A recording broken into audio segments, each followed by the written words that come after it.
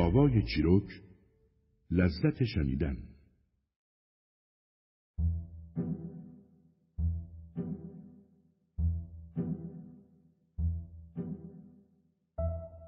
بیمار خاموش، نوشته الکس مایکلیدیس، مترجم مریم حسین نژاد.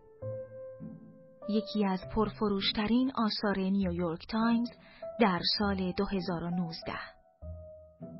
این رمان تریلر روانشناختی رهایتان نمی کند.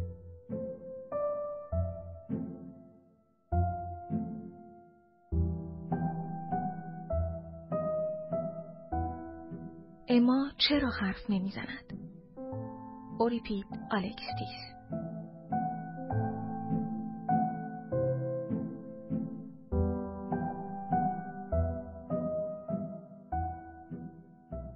پیشگفتار، دفتر خاطرات آلیسیا برنسون.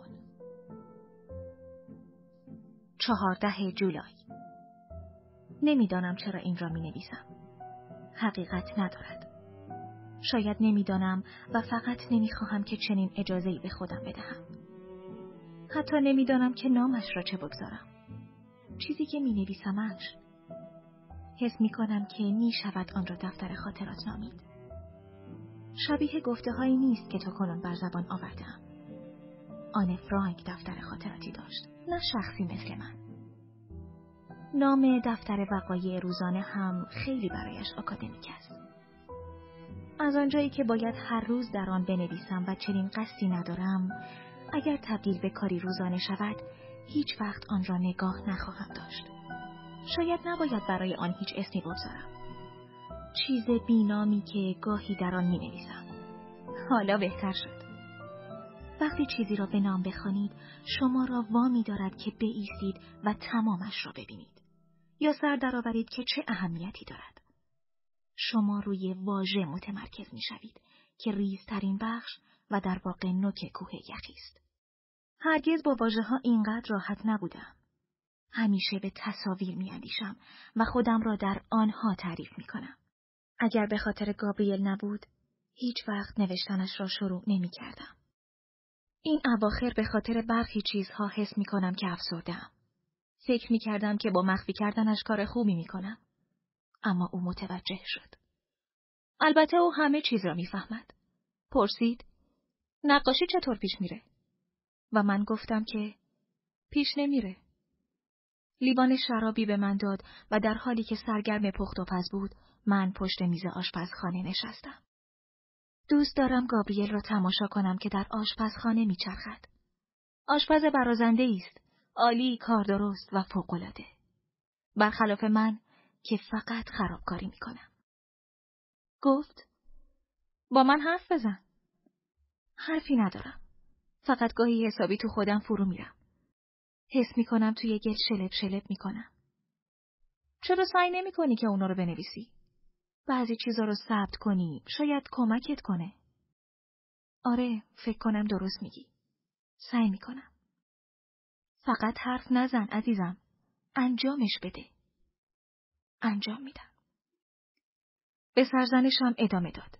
اما من حرکتی نکردم و چند روز بعد این دفترچه را نشانم داد تا در آن بنویسم. جلدی چرمی و سیاه و صفحات سفید و خالی زیادی دارد. سرم را روی نخستین صفحه دفتر گذاشتم و نرمیش را حس کردم. مدادم را تراشیدم و شروع کردم. حق با او بود. حال بهتری دارم. نوشتن یک جور آزادسازی است. یک جور تخلیه که میتوانی با آن خودت را شرح دهی. به نظرم چیزی مثل درمان. گابریل حرفی نزد. اما میتوانستم حس کنم که حواسش به من است و اگر بخواهم راستش را بگویم، نوشتن این دفتر خاطرات را از این رو از سر گرفتم که گابریل را خاطر جمع کنم و ثابت کنم که حالم خوب است. هیچ وقت نمیخواهم که باعث ناراحتی او شوم یا کاری کنم که غمگین شود یا دردی حس کند. گابریل را خیلی دوست دارم. بی تردید او عشق زندگی من است. آنقدر زیاد دوستش دارم که گاهی خودم را از یاد میبرم. گاهی فکر میکنم نه، نمیخواهم درباره‌اش بنویسم. اینها حاوی ایده ها و تصاویری خواهند بود که به شکل هنرمندانه‌ای به من الهام شده اند و اثر خلاقانه‌ای بر من داشته‌اند. من قصد دارم که فقط از افکار مثبت، شاد و عادی برایتان بنویسم و به افکار دیوانه کننده اجازه ظهور نخواهم داد.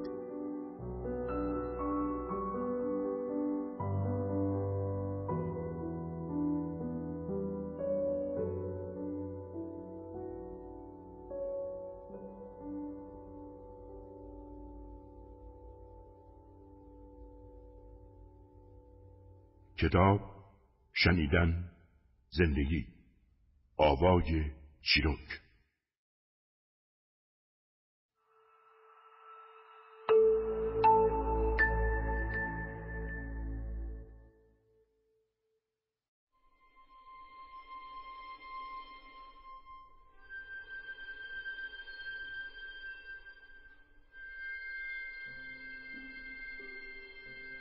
بخش نخست.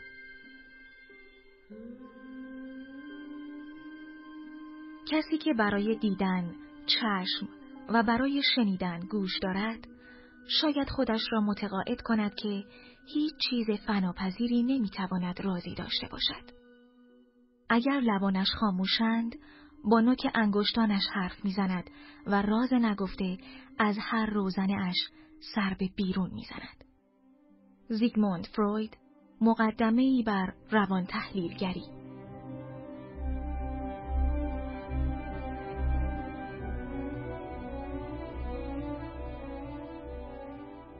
فصل 1.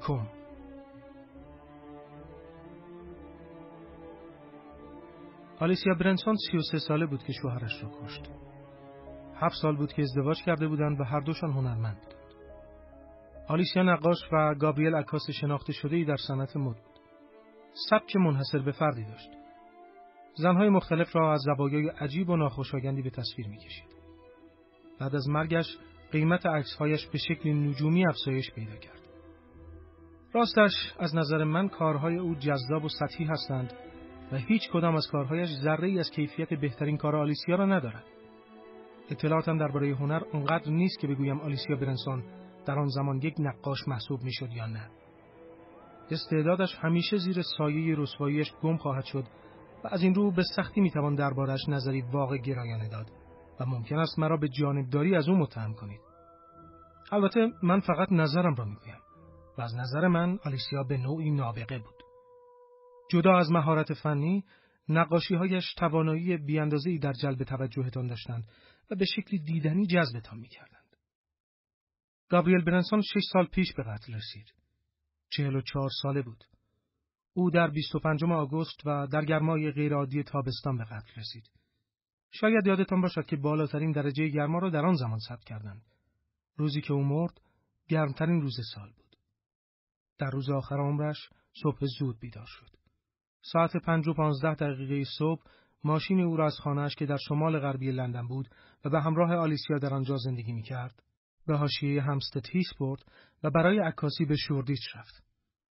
تمام روز را صرف عکاسی از مدل‌های بالای پشت بام واگو کرده بود. درباره کارهای آلیسیا چیز زیادی مشخص نیست. او در شرف برگزاری نمایشگاه بود و حسابی مشغول کارهایش بود. به احتمال زیاد تمام روز را مشغول نقاشی در انتهای باغ در آلاچیقی بود که بعدها آن را به استودیو تبدیل کرد. گابریل تا دیر وقت مشغول عکاسی بود و تا ساعت 11 به خانه برنگشت.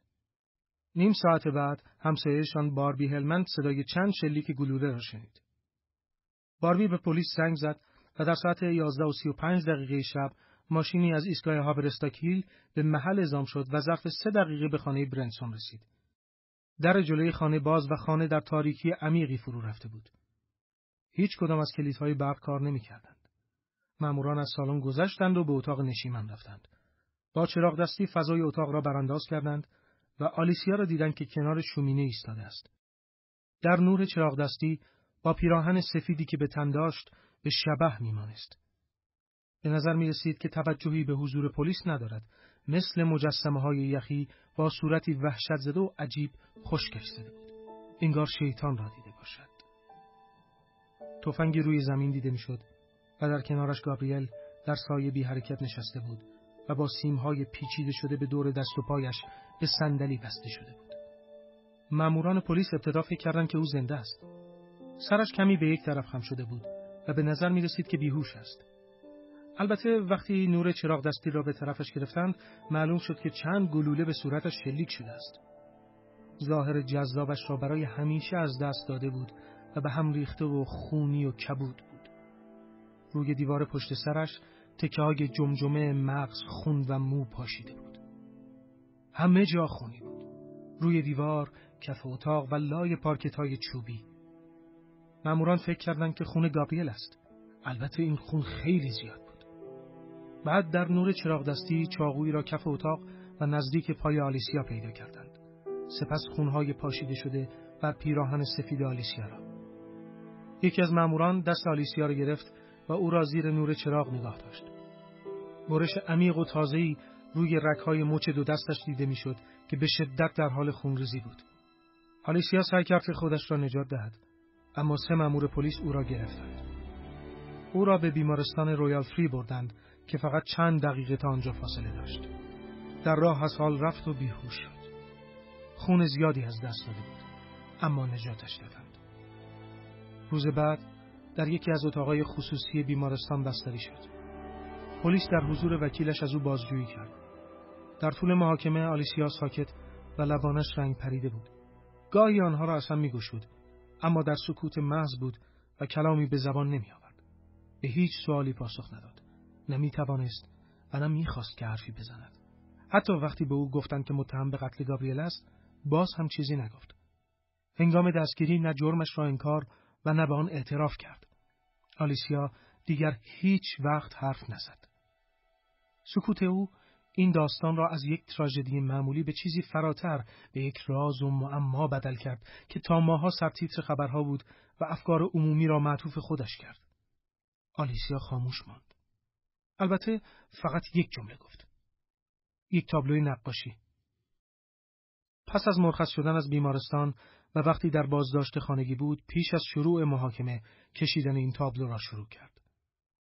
طبق گفته رواندرمانگری که به توصیه دادگاه برایش گماشته شده بود، به ندرت چیزی می‌خورد و همیشه در حال نقاشی بود. هفته‌ها و حتی ماه‌ها کار کرد، بیان که تصویری کشیده باشد و فقط مشغول طرح زدن بود و فرم‌ها و رنگ‌ها را در هم امتحان می‌کرد. دوره بارداری طولانی داشت و پس از آن تولدی طولانی را با هر ضربه قلمویش بر بوم پدید آورده بود. اگرچه فرایند خلق تصویرش را به شکل چشمگیری تغییر داده بود و ظرف چند روز پس از قتل شوهرش تابلو را کشید. از نظر بیشتر مردم همین کافی بود که به خاطر بازگشت او به استودیو، آن هم بلافاصله پس از مرگ همسرش، بدون فکر در موردش قضاوت و او را به خیانت محکوم کنند. هیولای بیرحمی که با خونسردی آدم می‌کشد.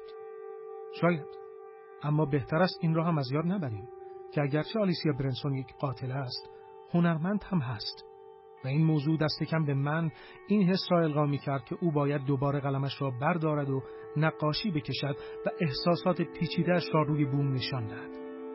چیز عجیبی نیست که نقاشی برای او کار آسانی باشد، اگر بتوان غم و اندوه را آسان دانست. نقاشی یک پورتره بود که در گوشه سمت چپ بوم با حروف یونانی آبی عنوانی را نوشته بود. یک کلمه: الکسیس.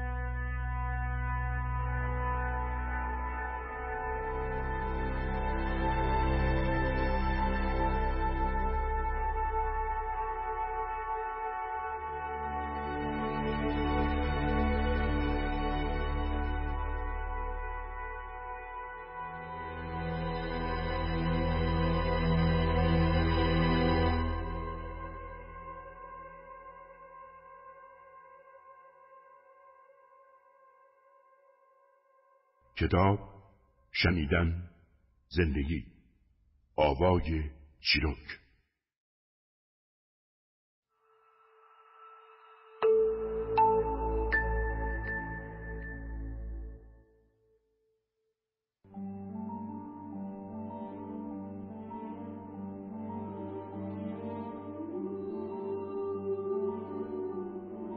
فصل دوم.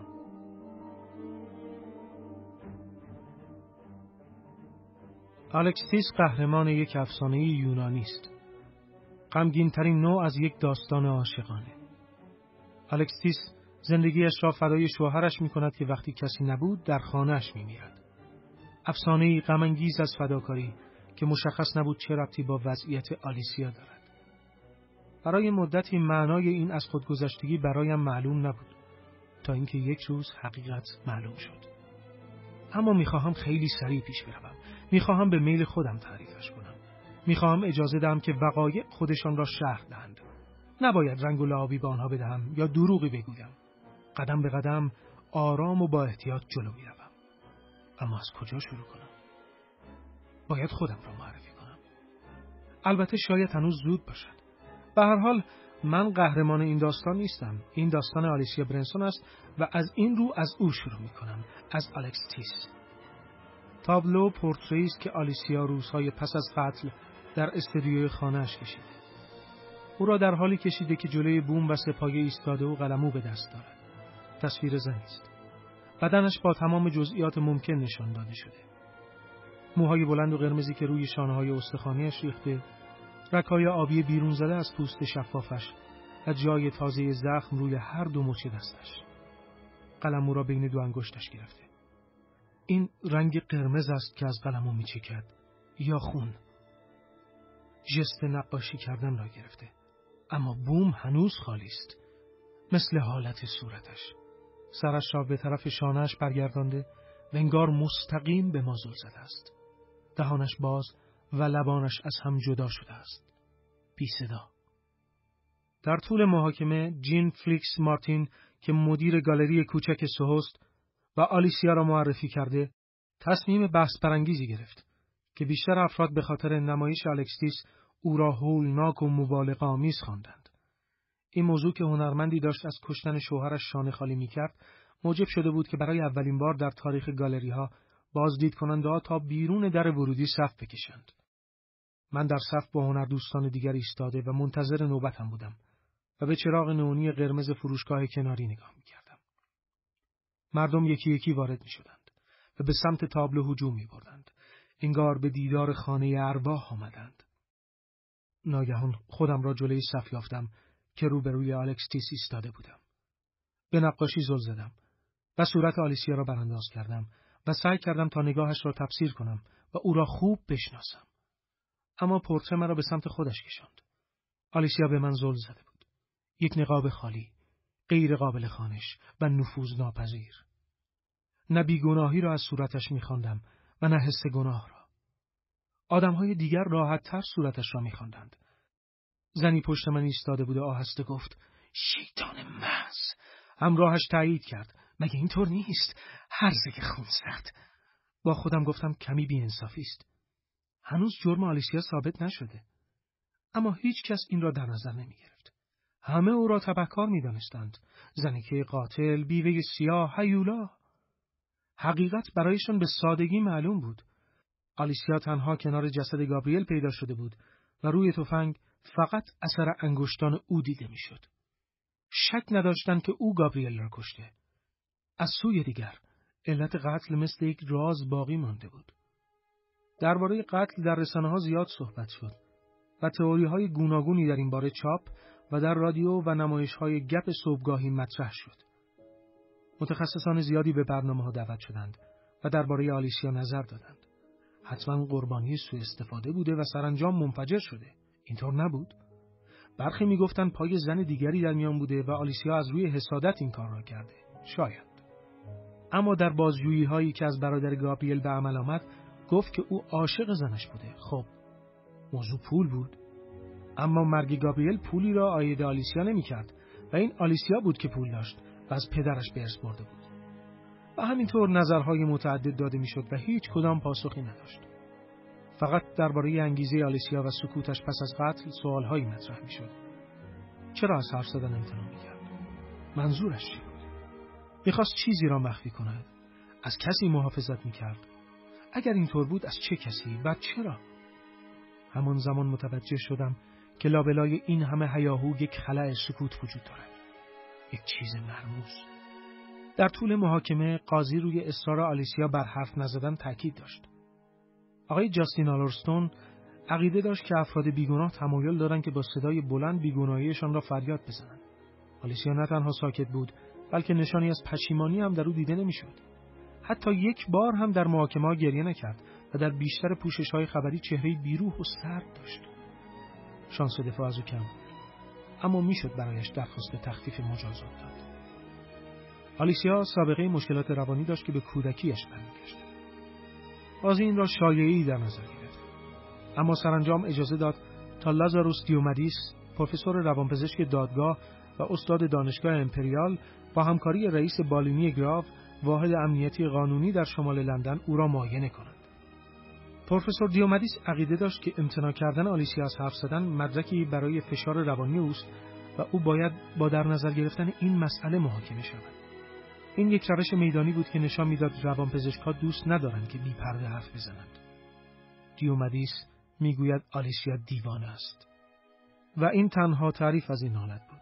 چرا یک نفر باید کسی را که عاشقش است به صندلی ببندد و از فاصله نزدیک به صورتش شلیک کند و بعد بدون توضیح و پشیمانی لب از سخن گفتن ببندد؟ باید دیوانه باشد. باید. در پایان آقای جاستین آلورستون تخفیف مجازات را پذیرفت و از هیئت منصفه خواست که این را در نظر بگیرند. آلیسیا به گراف فرستاده شد و تحت نظر پروفسور دیومدیس قرار گرفت. همان کسی که نظرش روی قاضی تأثیر زیادی گذاشته بود. اگر آلیسیا دیوانه نبود، پس سکوتش معنایی داشت.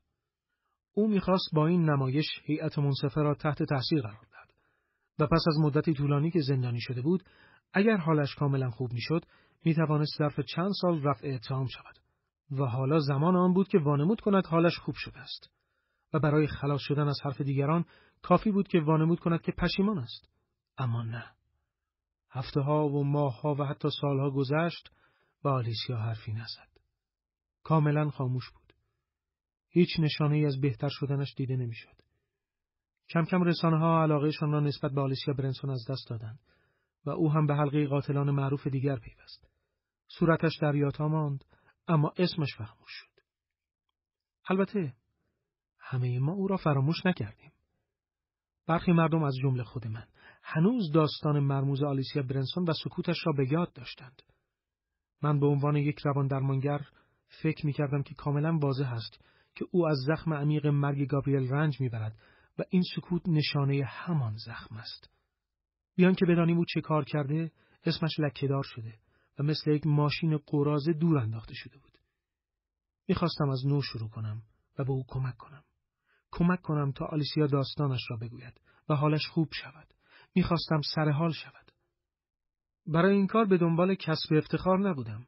فقط حس خاصی داشتم که به آلیسیا برنسون کمک کنم. من روان‌درمانگر دادگاه هستم و به کار کردن با اعضای خطرناک و آسیب‌پذیر جامعه عادت دارم. چیزی درباره داستان آلیسیا درونم را به خود مشغول کرده بود و از همان آغاز نسبت به او احساس همدردی داشتم. متاسفانه آن روزها در برودمور کار می‌کردم و کار کردن با آلیسیا برایم رویای بی‌حاصلی بود و نمی‌توانستم این سرنوشت را عوض کنم. تقریباً 6 سال پس از محکومیت آلیسیا، شغل رواندرمانگر در گراف خالی شد.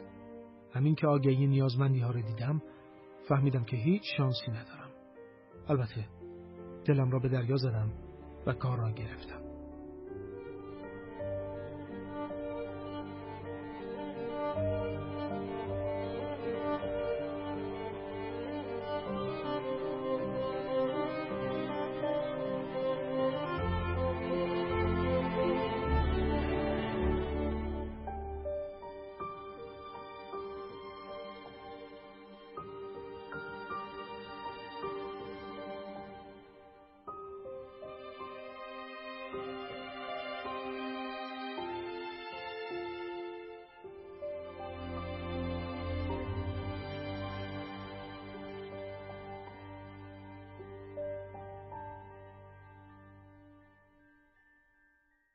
کتاب شنیدن زندگی آوای چیروک.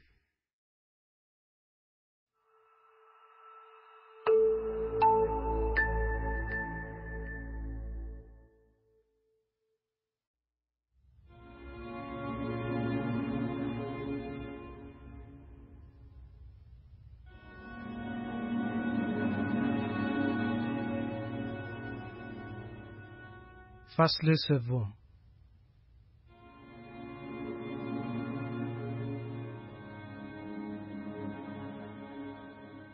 اسم من تئوفیبر است. 42 ساله و روان درمانگر هستم، چون شانس گندی دارم. حقیقت دارد. البته این چیزی نیست که در مصاحبه شغلی در پاسخ به سوالها گفته باشم. ایندیرا شارما از بالای قاب عینک جغدی شکلش به من نگاه کرد و پرسید: فکر میکنید چه چیزی شما را به سمت روان درمانی کشونده؟ ایندیرا مشاور روان درمانی در گراو بود. اواخر دهه 50 زندگیش را می‌گذراند. صورت گرد و جذاب و موهای مشکی بلندی داشت که به خاکستری می‌زد. لبخند کوچکی به رویم زد تا خیالم را جمع کند که سوالهایش آسان است و برای دستگرمی با یک ضرب شوت فریبنده‌ای را به طرفم روانه کرد. کمی فکر کردم. می‌توانستم حس کنم که اعضای دیگر هیئت مصاحبه به من نگاه می‌کنند. در حالی که در ذهنم جواب‌ها را تمرین می‌کردم، می‌ترسیدم که به چشمانشان نگاه کنم. داشتم داستان دلنشینی درباره کار نیمه وقتم در خانه سالمندان سرهم می‌کردم و اینکه چقدر به روانشناسی علاقه‌مند هستم و همین موجب شده که در دانشگاه روان درمانی بخوانم. شانه‌هایم را بالا انداختم و گفتم: می‌خوام به مردم کمک کنم. واقعیت اینه. مزخرف گفتم. البته واقعا می‌خواستم به مردم کمک کنم، اما این هدف دومم بود، به خصوص از زمانی که شروع به درس خواندن کردم. انگیزه واقعیم خودخواهی محض بود. میخواستم به خودم کمک کنم و عقیده داشتم همه افرادی که در مرکز سلامت روانی کار میکنند همین انگیزه را دارند. ما به سمت این حرفه کشیده شده بودیم چون آسیب دیده بودیم و میخواستیم از این درسها برای التیام خودمان بهره ببریم. سوال بعدی این بود که آیا برای انجام این کار آماده بودیم یا نه؟ به عنوان یک انسان در طول نخستین سالهای زندگی در سرزمینی پیش از خاطره زندگی کردیم. دوست داشتیم خودمان را به عنوان کسی ببینیم که از این مه اولیه بیرون آمده و شخصیتش شکل گرفته است. مثل آفرودیت که از کف دریا در آمد و کامل شد. البته با تحقیقات بیشمار درباره رشد مغز می‌دانیم که حقیقت این نیست. ما با مغز نیمه کامل به دنیا آمدیم که بیشتر به توده گلی خاکرس می‌ماند تا یک توده آسمانی. همانطور که دونالد وینیکوت روان تحلیلگر معروف گفته، چیزی به اسم کودک وجود ندارد و شخصیت ما در انزوا شکل نمی‌گیرد، بلکه از ارتباط با دیگران حاصل می‌شود، از طریق نیروهای دیده نشده و از یاد رفته‌ای به نام والدین. به چند دلیل این موضوع می‌تواند ترسناک باشد. چه کسی می‌داند ما در آن سرزمین از یاد رفته از چه ناراحتی‌هایی رنج بردیم و تحت چه سوء استفاده‌هایی قرار گرفتیم. شخصیت ما حتی بدون دانستن این موضوعها شکل گرفته است. من با حس ترس، اضطراب و عصبی بودن بزرگ شدم. انگار این اضطراب در وجودم نشسته است و مستقل از من وجود دارد.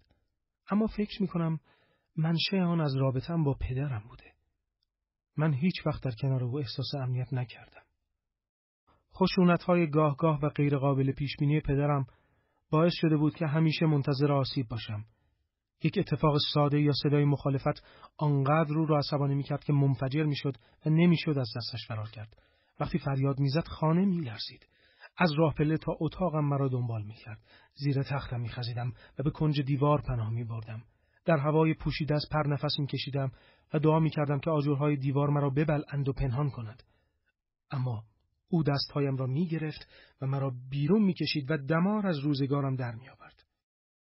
کمربندش را بیرون می‌کشید و در هوا می‌چرخاند و با فرود هر ضربه به پهلوهایم گوشتم را می‌سوزاند. وقتی مراسم شلاق زنی تمام می‌شد، مرحله دیگری را شروع می‌کرد. مرا کف اتاق پرت می‌کرد و با لگد به جانم می‌افتاد. عروسک پارچه‌ای به دست کودک عصبانی لگدمال می‌شد. هیچ وقت مطمئن نبودم که بتوانم از شر این عصبانیت خلاص شوم.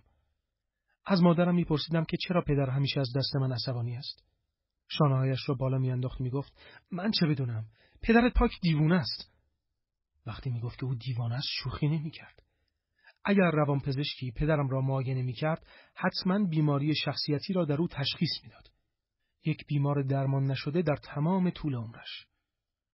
نتیجهش این شد که من دوران کودکی و نوجوانیم را با هیستری و خشونت فیزیکی، تهدید اشک و شکستن شیشه بگذرانم. لحظه‌های شاد هم داشتم. معمولاً وقتی پدر دور از خانه بود. یادم است که یک زمستان پدر برای سفری تجاری چند ماه به آمریکا رفت. به مدت 30 روز من و مامان راحت بودیم و خانه و باغچه از شر نگاهش خلاص شده بود. در دسامبر آن سال در لندن برف سنگینی بارید و تمام باغچه‌مان زیر قالی سفید ضخیم و تردی مدفون شد. من و مامان آدم برفی درست کردیم. آگاهانه یا ناخودآگاه او را به شکل پدر ساختیم تا ارباب غایب را نشان دهیم. من بابا صدایش می‌کردم. با آن شکم بزرگ و دو چشم تو رفته سیاه و ابروی کج و عبوسش که روی هم ظاهری جدی به او میداد. ما توهممان را با دادن دستکش‌ها، کلاه و چتر بابا به او کامل کردیم و با خشونت به او گلوله برفی زدیم و مثل بچه‌های تخس خندیدیم. آن شب طوفان سنگینی شد. مادرم به رخت خوابش رفت و من وانمود کردم که خوابیدم. به حیاط رفتم و زیر برف ایستادم. دستهایم را رو به بالا می گرفتم. دانه برف در دستم می افتاد. آنقدر نگاهش می کردم تا روی نوک انگشتم ناپدید شود. احساس لذت و ناراحتی توأم داشتم. حسی که نمی توانم تعریفش کنم. دامنه لغاتم محدود است و از این رو نمی توانم آن احساس را با کلمه شرح دهم. گرفتن دانه‌های برف و ناپدید شدنشان مثل گرفتن شادی بود. مثل حس مالکیتی که راهی به جایی نداشت. به خاطرم می‌آورد که دنیای خارج از این خانه هم وجود دارد. دنیایی با زیبایی غیر قابل تصور و دنیایی وسیع و با عظمت. دنیایی که حالا خارج از دسترس است. خاطره آن روز تا سالها بارها به یادم می‌آمد. انگار بیچارگی برای لحظه‌ای کوتاه در محاصره آزادی قرار بگیرد و درخشان‌تر شود. کورسویی در تاریکی. دریافتم که تنها امیدم برای زندگی درمان شدن روانم است. باید دور می شدم. خیلی دور. در این صورت بود که احساس امنیت می کردم. از این رو در 18 سالگی برای تحصیل و در واقع احساس امنیت به دانشگاه رفتم. آن زندان نیمه ساز را در سوره رها کرده و احساس آزادی کردم. اشتباه بود. آن موقع این را نمی دانستم، اما دیگر دیر شده بود. من پدرم را در باطنم و در اعماق ناخودآگاهم مدفون کرده بودم. مهم نبود که چقدر دور شدم. او همه جا با من بود. همیشه یک گروه شرور و بیرحم از خشم و اضطراب تعقیبم می‌کردند و با صدای او فریاد می‌زدند که من بی‌ارزشم و باید از خودم خجالت بکشم. ترم اول دانشگاه و در نخستین زمستان سرد آن صداها خیلی بد در سرم می‌پیچید و مرا کنترل می‌کرد. نمی‌توانستم از ترس تکان بخورم. از خانه بیرون نمی‌رفتم و دوستی نداشتم. انگار اصلا خانه را ترک نکرده بودم. ناامید کننده بود. در تله بدی افتاده بودم. در کنجی خلوت و بدون راه نجات. فقط یک راه داشتم. از این در به آن در زدم و پیش داروسازها رفتم و چند بسته پارستامول خریدم تا از شر این تردید و دودلی راحت شوم. البته فرقی نمی‌کرد. هیچ کس کمترین توجهی به من نداشت.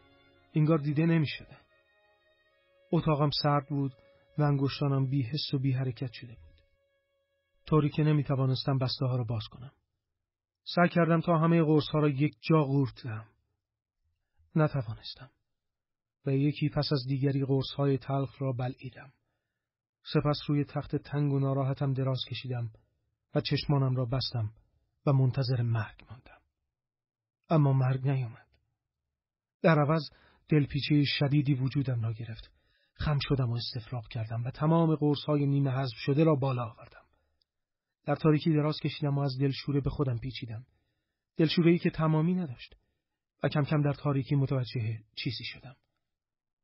نمیخواستم بمیرم. نه هنوز. نه فعلا که زندگی نکرده بودم. این حس نوعی امیدواری در من پدید آورد. اگرچه تیره و تعریف نکردنی بود، باعث میشد که نتوانم خودم را بکشم. من به کمک نیاز داشتم. نزد روت روان درمانگری که در خدمات مشاوره دانشگاه کار میکرد رفتم. روت زن موسفید و چاق و چله‌ای بود که مادر بزرگم را در او میدیدم. لبخند مهربانی به لب داشت. لبخندی که میخواستم باورش کنم. ابتدا چیز زیادی نگفت و فقط به حرفهای من گوش میداد. برایش از کودکی، خانه و والدینم حرف زدم. در حین حرف زدن متوجه شدم که فرقی نمی‌کند که جزئیات حرفهایم چقدر ناراحت کننده باشد، چون هیچ حسی به آنها نداشتم. من از دنیای احساساتم جدا شده بودم، مثل دستی که از موج قطع شده باشد. درباره خاطرات دردناک و قصد خودکشیم حرف زدم، اما هیچ حسی نداشتم. گاهی به صورت روت نگاهی می‌انداختم و در نهایت تعجب دیدم در حالی که به حرفایم گوش می‌دهد چشمهایش پر از اشک شده است. انگار شنیدنشان سخت بود، اما این اشک‌ها مال او نبودند. اشک‌های من بودند. آن زمان این را نفهمیدم. اما این روند درمان است. بیمار احساسات غیرقابل پذیرشش را به درمانگرش میگوید و درمانگر همه چیزهایی را که بیمار را ناراحت کرده در درون خود فرو برده و حس می‌کند. سپس همانها را به آرامی و با روش التیامشان به بیمار برمیگرداند. روت هم همین کار را کرد. به مدت چند سال من و روت همدیگر را می‌دیدیم. او تنها مخاطب من در زندگی بود. از طریق او رابطه‌های جدیدی را با انسان‌های دیگر برقرار کردم. رابطه‌هایی بر مبنای احترام، صداقت و مهربانی دو طرفه و نه بر مبنای تبعیض، خشم و خشونت. رفته رفته حس متفاوتی نسبت به خودم پیدا کردم. با خلأ و ترس کمتر و ظرفیت عاطفی بیشتر. آن توده‌ای نفرت انگیز درونی هیچ وقت ترکم نکرد.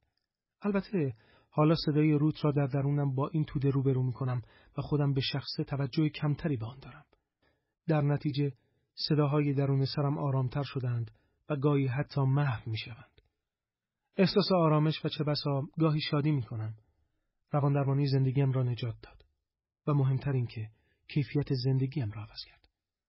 صحبت کردن به منظور درمان شدن راه اصلی نجات من بود. فهمیده بودم که حرفه‌ام هم باید همین باشد. پس از فارغ التحصیلی به عنوان رواندرمانگر در لندن آموزش دیدم. در خلال آموزش باز هم روت را می‌دیدم. او حامی و مشوق من بود و در این حال می‌خواست درباره مسیری که طی می‌کنم منطقی و واقع‌گرا باشم. همیشه به من گوشزد می‌کرد که این کار مثل قدم زدن در پارک نیست. حق با او بود. کار کردن با بیمارها و کثیف شدن دستهایم خیلی سخت‌تر از تصورم بود. نخستین باری را که به واحد روانپزشکی رفتم خوب به یاد می‌آورم. چند دقیقه پس از رسیدنم یکی از بیمارها شلوارش را پایین کشید، نشست و روبروی من مدفوع کرد. چه کثافتکاری! اما اتفاقهای دیگر تا این حد حال به هم زن نبودند. خودکشی‌های ناموفق، تلاش برای آسیب زدن به خودشان، هیستری‌های شدید و غم و اندوه که همه‌شان فراتر از حد تصورم بودند. اما هر بار نسبت به دفعه پیش برایم مهار شدنی‌تر و آسان‌تر می‌شدند. برایم عجیب بود که اینقدر سریع با این دنیای جدید و ناآشنای واحد روانپزشکی سازگار شدم. دیگر نسبت به جنون حسی معمولی پیدا کرده بودم. البته جنون دیگران، نه جنون خودم. من عقیده دارم که همه ما دیوانه هستیم و فقط روش دیوانگیمان با هم فرق دارد. به هر ترتیب توانستم با آلیسیا برنسون ارتباط برقرار کنم. خیلی خوششانس بودم. به برکت روش‌های درمانی موفق در سالهای جوانی توانستم خودم را از تاریکی دنیای درونم بیرون بکشم. البته به نظرم احتمال‌های دیگری هم وجود داشت. مثلا ممکن بود دیوانه شوم و تا پایان عمرم مثل آلیسیا در یک انستیتو محبوس شوم. البته خدا را شکر می‌کنم که وقتی ایندیرا شارما از من پرسید که چرا روان درمانگر شدم، نمی‌توانستم اینها را به او بگویم، چون یک مصاحبه شغلی بود و من داشتم نقشم را به خوبی ایفا می‌کردم. گفتم من عقیده دارم که آموزش شما را روان درمانگر می‌کنه، بدون توجه به هدف‌های اولیه‌تون. ایندیرا سرش را خردمندانه تکان داد. بله، حق با شماست. کاملا درسته. مصاحبه خوب پیش رفت. تجربه کاری من در برودمور فرصتی به من داده بود تا خودم را نشان دهم و ایندیرا به من گفت که به نظر او میتوانم بر فشارهای روانی شدید در حین کار غلبه کنم. محل کارم را نشان دادند و من هم آن را پذیرفتم. 1 ماه بعد در حال رفتن به گراف بودم.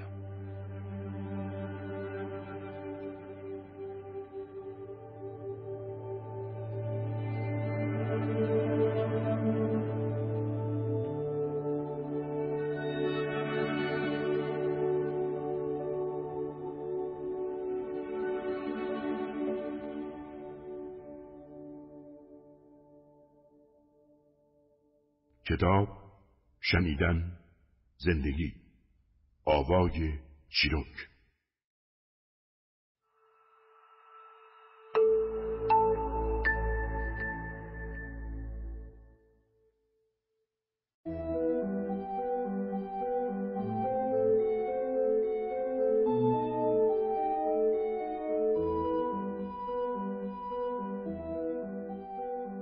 فصل 4.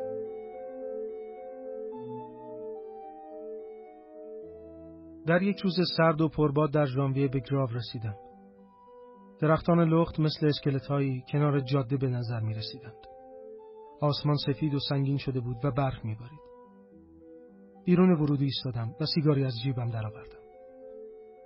بیشتر از یک هفته بود که سیگار نکشیده بودم و به خودم قول داده بودم که این بار کاملا آن را ترک کنم. هنوز آنجا بودم. یکی را روشن و حس کردم که اذیتم می‌کند. روان‌درمانگرها عادت دارند که به سیگار به چشم یک اعتیاد حل نشده نگاه کنند. اعتیادی که هر درمانگر خوبی باید رویش کار کرده و بر آن غلبه کند. نمی‌خواستم بوی سیگار بدهم و از این رو آدامسی نعنایی را در دهانم گذاشتم و در حین پک زدن به سیگار آن را می‌جویدم. می‌لرزیدم. اما راستش از عصبی بودنم بود، نه از سرما. مردد بودم. مشاورم در برودمور روک و راست به من نگفته بود داری اشتباه میکنی. فقط گفت که شک ندارد به زودی کارم را با این بخش قطع خواهم کرد و در ارتباط با گراو و به خصوص پروفسور دیومدیس نظر خوبی نداشت. یه مرد غیر ارتدوکس که با روابط گروهی کار کرده و مدتی هم با فولکس کار میکرده. در دهه 80 یک جور انجمن درمانی جایگزین رو توی هرتفوردشایر اجرا کرد. البته این سبک درمان‌ها صرفه اقتصادی ندارن. به ویژه این روزا. کمی مکث کرد و سپس با لحنی آرامتر ادامه داد.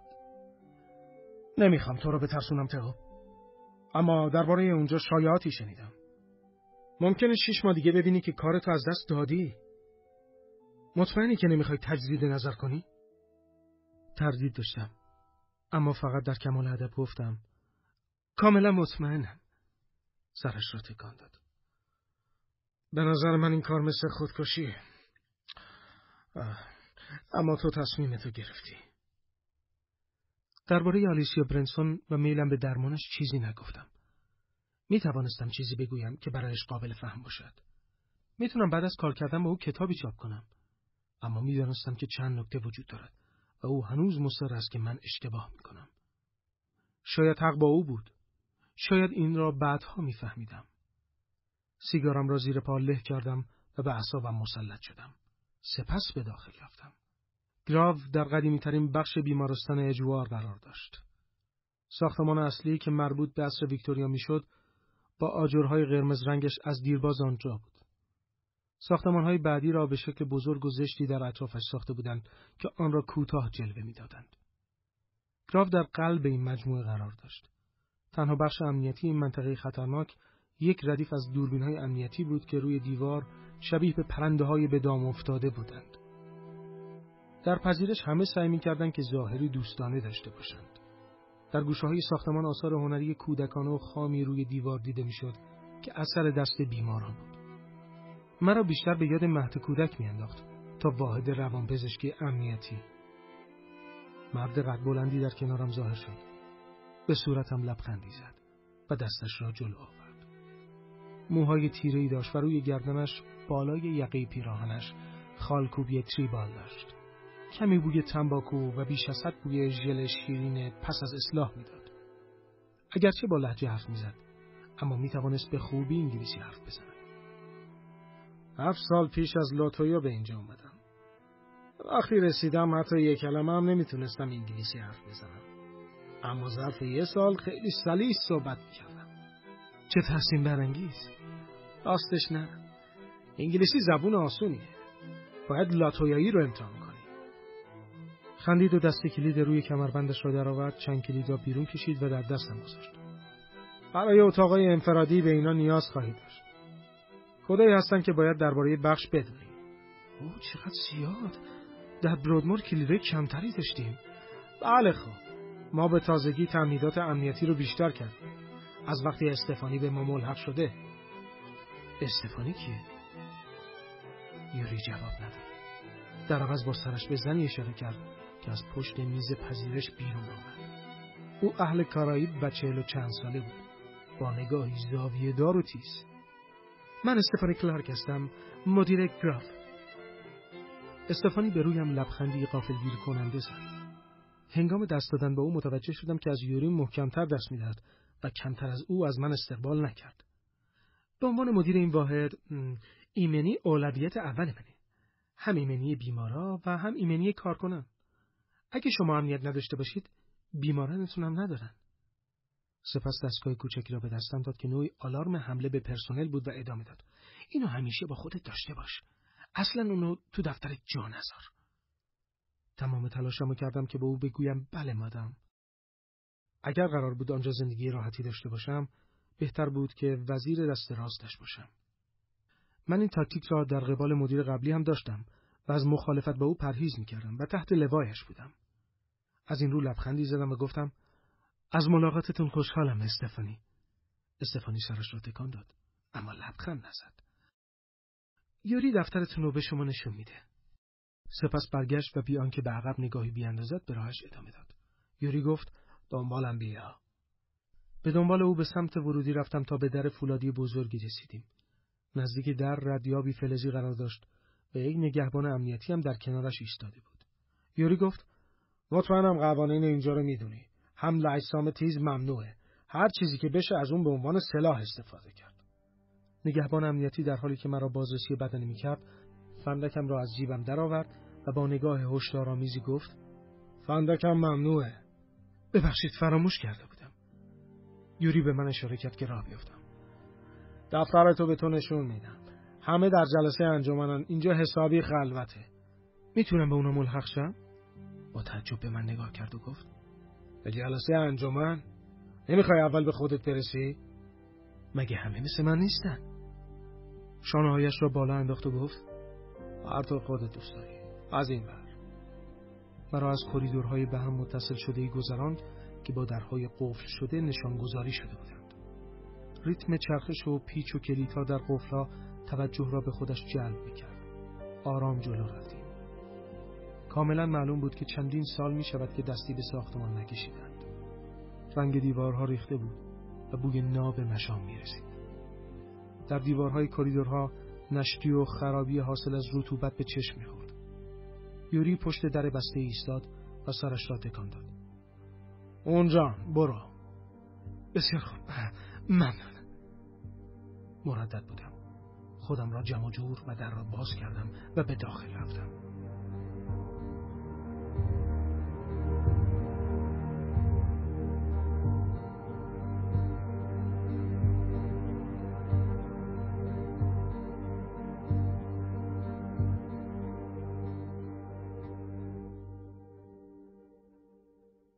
کتاب شنیدن زندگی، آوای چیروک.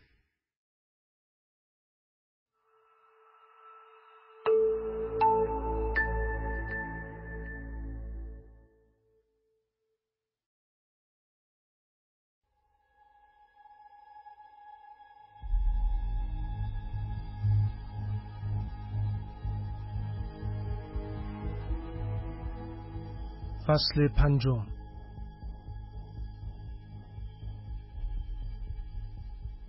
اعضای انجمن در اتاق طویلی نشسته بودند که پنجره‌های بلند و بسته‌ای داشت که مشرف به دیوار آجوری قرمزی بودند. بوی قهوه در هوا پیچیده و با عطر ژل اصلاح صورت در هم آمیخته بود. حدود 30 نفر دور میز گردی نشسته بودند. بیشترشان فنجان‌های کاغذی چای یا قهوه در دست داشتند و در حالی که خمیازه می‌کشیدند هر کاری می‌کردند تا خوابشان نبرد. برخی دیگر قهوهشان را نوشیده بودند و با فنجان‌های خالی ور می‌رفتند. آنها را له و مچاله یا تکه تکه و پاره می‌کردند. این افراد 1 یا 2 بار در روز دور هم جمع می‌شدند. چیزی بین جلسه مدیران و جلسه درمانی گروهی بود. موضوعات مربوط به امور اجرایی این بخش یا مراقبت از بیماران در دستور جلسات جمع‌بندی می‌شد و مورد بحث قرار می‌گرفت. این پروفسور دیومدیس بود که درباره تلاش پرسنل برای بیماران و درمان آنها حرف می‌زد و آنها را تشویق می‌کرد تا مسئولیت‌ها را بپذیرند. البته این کار همیشه جواب نمی‌داد.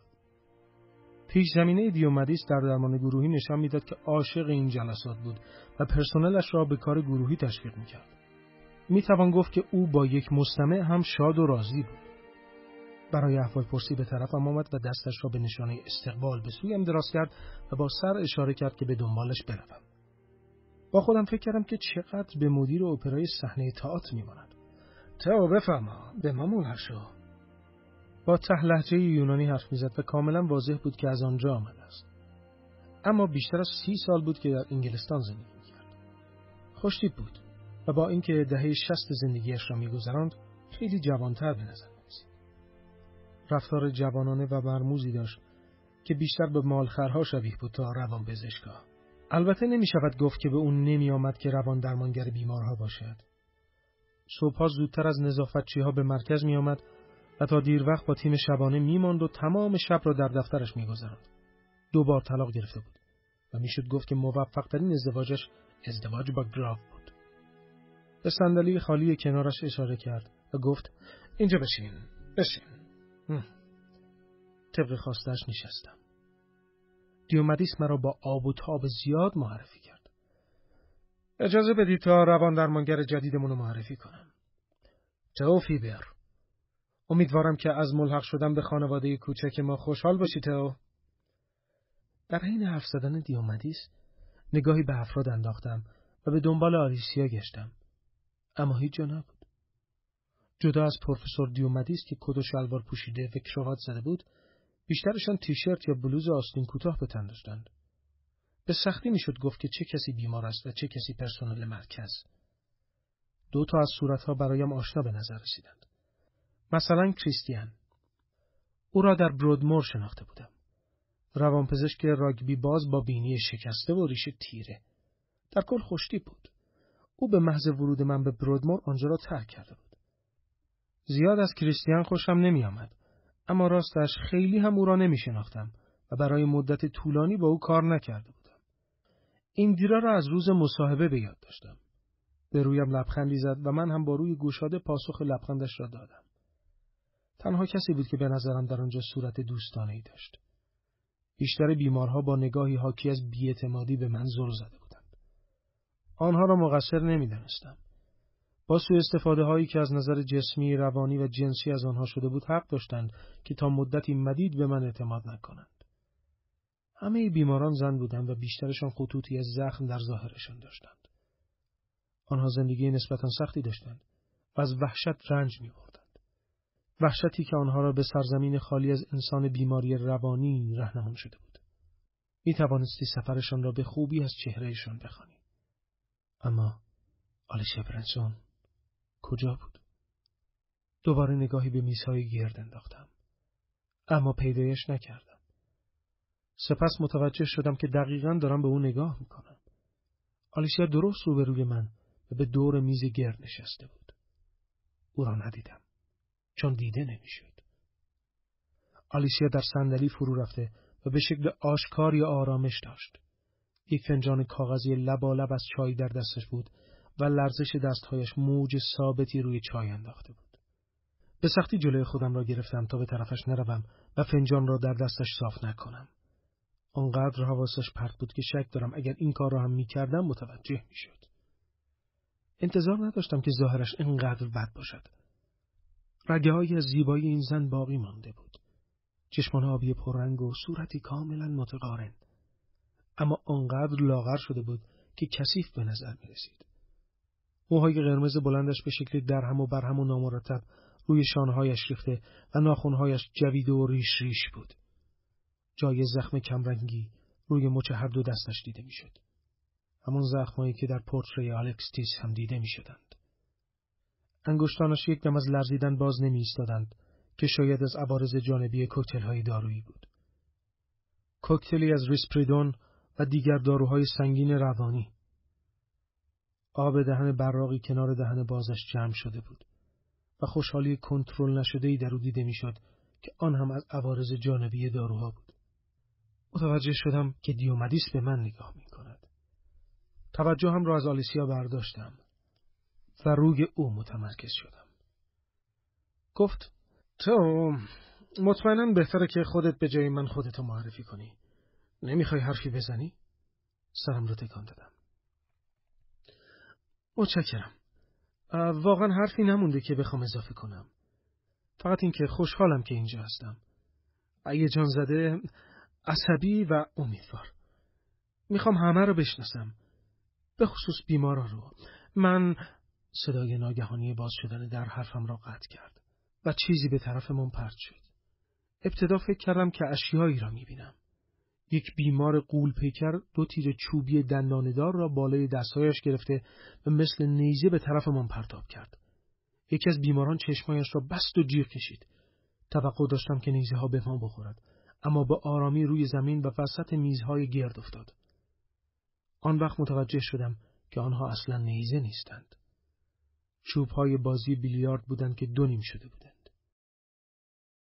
بیمار درشت هیکل که زنی ترک با موهای تیره بود و دهه 40 عمرش را می‌گذراند فریاد زد: اعصابمو خرد کردید. یه هفته است این چوب شکسته و شما لعنتی‌ها هنوز عوضش نکردید. دیومدیس گفت: مراقب حرف زدنت باش اولیف. من برای حرف زدن درباره چوب بیلیارد به اینجا نیومدم و هر وقت صلاح دونستیم میتونی تو این وقت کم دربارش حرف بزنی. سرش را به شکل شیطنت آمیزی چرخاند و از من پرسید: تو چی فکر میکنی تو؟ چشمکی زدم و برای جواب دادن کمی فکر کردم. فکر میکنم که خیلی مهمه به وقت کم این جلسه احترام بذاریم. مردی از آن سوی میز گفت: راست مثل خودت مگه نه؟ برگشتم و دیدم کریستیان است که این حرف را گفته. خندید. انگار از شوخی خودش خوشش آمده بود. لبخندی زورکی زدم و به سمت اولیف برگشتم. کاملا حق با اونه. منم امروز دیر کردم. پس شاید بتونیم از هم درس بگیریم. اولیف گفت: چی میگی؟ کی با توی لعنتی حرف زد؟ دیومدیس گفت: اولیف، حرف دهنتو بفهم. کاری نکن که بیرونت کنم. بشین. اولیف همچنان ایستاد و گفت: چوب بیلیارد چی میشه؟ با اینکه سوال از دیومدیس پرسیده شده بود، او رو به من کرد و منتظر پاسخ شد. گفتم: اولیف، میبینم که بابت چوب بیلیارد عصبانی هستی. هر کس دیگه‌ای هم بود عصبانی میشد.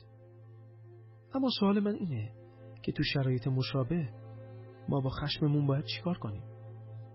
چطور موضوع رو عوض کنیم و یه لحظه درباره کنترل خشم حرف بزنیم؟ نمیشینی؟ اولیف چشم باره‌ای رفت اما نشست. ایندیرا که به نظر راضی بود سرش را تکان داد. من و ایندیرا شروع به حرف زدن درباره خشم کردیم و سعی کردیم که بیماران را وارد بحثی کنیم که پیرامون احساس خشم بود. حس می‌کردم که خوب کار می‌کنیم. می‌توانستم حس کنم که دیومدیس به من نگاه می‌کند و می‌خواهد عمل کردم را ارزیابی کند. راضی به نظر می‌رسید. به آلیسیا زل زدم. در نهایت تعجب دیدم که او هم به من نگاه می‌کند. دست کم به سمت من. در صورتش کمی ابهام دیده می‌شد. انگار تقلا می‌کرد تا چشمایش را متمرکز کند و ببیند. اگر به من می‌گفتند که این صدف شکسته زمانی همان آلیسیا برنسون فوق‌العاده بوده، همان کسی که سرشار از زندگی و اونقدر خیره کننده و شگفت‌انگیز بود، اصلاً باورم نمی‌شد. باور کردنی نبود. حالا می‌دانستم که تصمیمم برای آمدن به گراب درست بوده. شک من برطرف شد. تصمیم گرفتم تا زمانی که آلیسیا بیمار من نشده همه چیز را متوقف کنم. نباید وقت را تلف می‌کردم. آلیسیا از دست می‌رفت. او داشت گم می‌شد و من می‌خواستم دوباره او را پیدا کنم.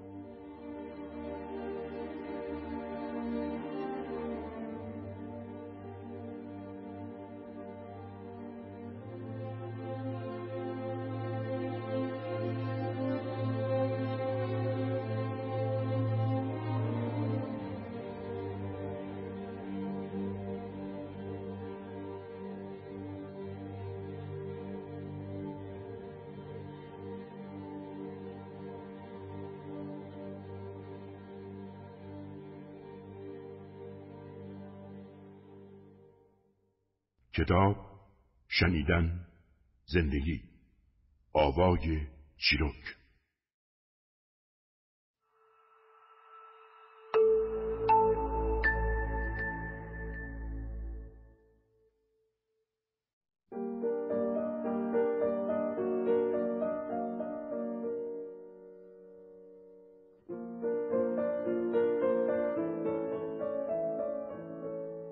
فصل 6.